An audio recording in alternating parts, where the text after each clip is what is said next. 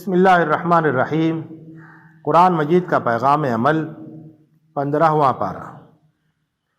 قرآن وہ راہ دکھاتا ہے جو بالکل سیدھی ہے۔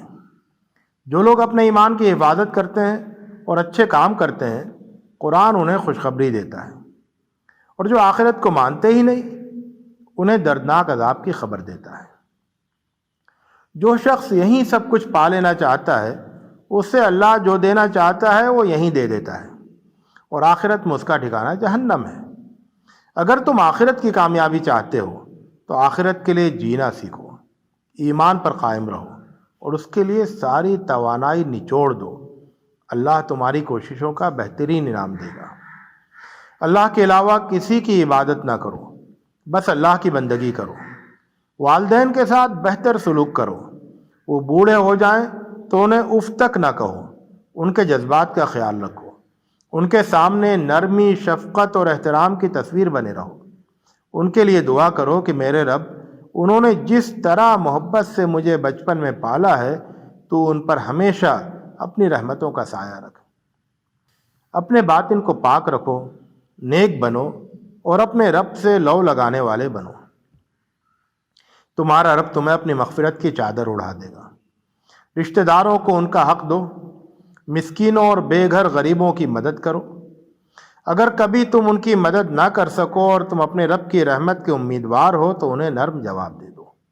غلط راہوں میں دولت مت خرچ کرو، یہ نعمت کی ناشکری اور شیطان کی پیروی ہے۔ شیطانی راستوں پر چل کر شیطان کے بھائی مت بنو۔ نہ تو کنجوسی کرو، نہ ہی فضول خرچی کرو۔ اعتدال کی راہ اختیار کرو، عزت و راحت سے رہو گے۔ اپنی اولاد کو غربت کے ڈر سے قتل نہ کرو، یہ بہت سنگین جرم ہے۔ اللہ تمہیں بھی روزی دیتا ہے اور انہیں بھی روزی دے گا۔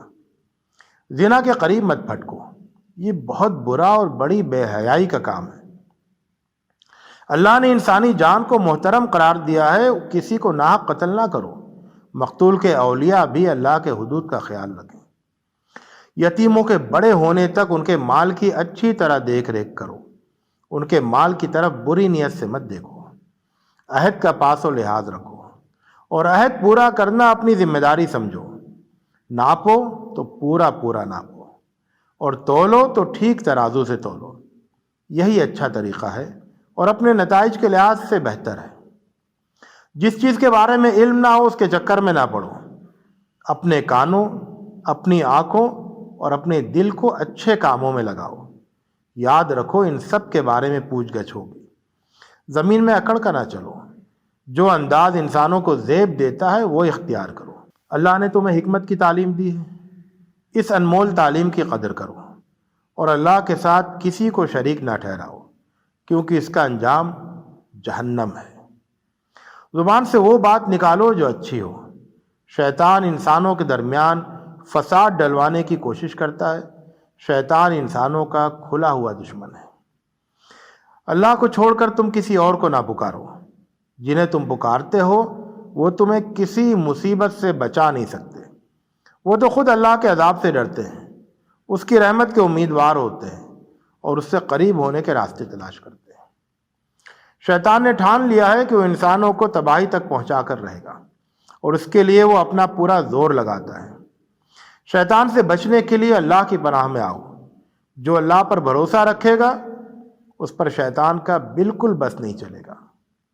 آدم کے بیٹو، اپنے مقام و منصب کو پہچانو۔ اللہ نے تمہیں عزت کا مقام دیا ہے، تمہیں خشکی اور تری کی سیر کرائی ہے، تم کو پاکیزہ روزی دی ہے، بہت سی مخلوقات پر تمہیں برتری عطا کی ہے۔ ان نعمتوں کی قدر کرو۔ یاد رکھو، جو دنیا میں اندھے پن سے رہے گا وہ آخرت میں بھی اندھا ہی رہے گا۔ دین کے دشمن تم پر ہر طرح کے حربے آزمائیں گے۔ تم اللہ سے ثابت قدمی اور مضبوطی حاصل کرو، ورنہ دین کے دشمنوں کی طرف جھک جاؤ گے اور اپنی عاقبت خراب کر لو گے۔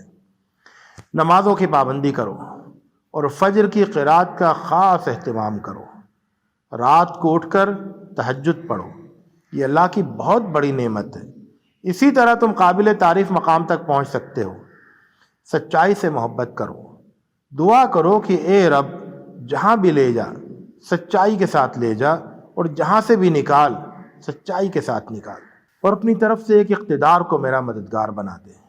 باطل سے مت ڈرو، یقین رکھو کہ جب حق آ گیا ہے تو باطل کو اب مٹنا ہی ہے۔ قرآن مجید سے تعلق مضبوط کرو، اس میں ایمان والوں کے لیے شفا بھی ہے اور رحمت بھی۔ قرآن کو ٹھہر ٹھہر کر پڑھو، قرآن اس طرح پڑھو کہ اس سے تمہارے دل میں نرمی اور سجدے کی تڑپ پیدا ہو جائے۔ رب کی تسبیح کرو، اس کے وعدوں پر یقین رکھو اور سجدہ ریز ہو کر آنسوؤں کا نذرانہ پیش کر دو۔ کہف کے نوجوانوں کے قصے پر غور کرو۔ انہوں نے ایمان کا راستہ اختیار کیا تو اللہ نے ان کی ہدایت میں اضافہ کیا۔ انہوں نے اللہ کی وحدانیت کا اعلان کیا تو اللہ نے ان کے دلوں کو مضبوط کیا۔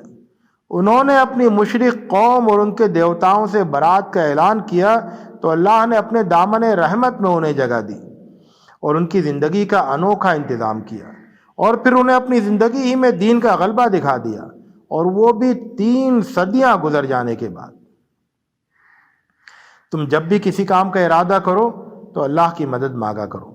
یقین رکھو کہ اللہ کی مشیت کے بغیر کوئی کام نہیں ہو سکتا۔ جیسے ہی تمہیں احساس ہو کہ رب کو بھول رہے ہو، فوراً یاد کیا کرو۔ تمہارے رب کی کتاب تمہارے پاس ہے، اسے سناؤ اور ان لوگوں کے ساتھ دین پر جمے رہو جو صبح و شام اپنے رب کو خوش کرنے کے لیے اسے پکارتے ہیں۔ قوم کے سرداروں اور بڑے لوگوں کو جمع کرنے کے شوق میں کمزور ایمان والوں سے نگاہیں مت پھیرو۔ ان لوگوں کی باتوں سے متاثر نہ ہو جن کے دل اللہ کی یاد سے غافل ہیں اور جو خواہشات کے پیچھے چلتے ہیں۔ 2 باغوں والی مثال سے سبق لو۔ اللہ کی نعمتوں میں رہتے ہوئے ناشکری اور گھمنڈ نہ کرو۔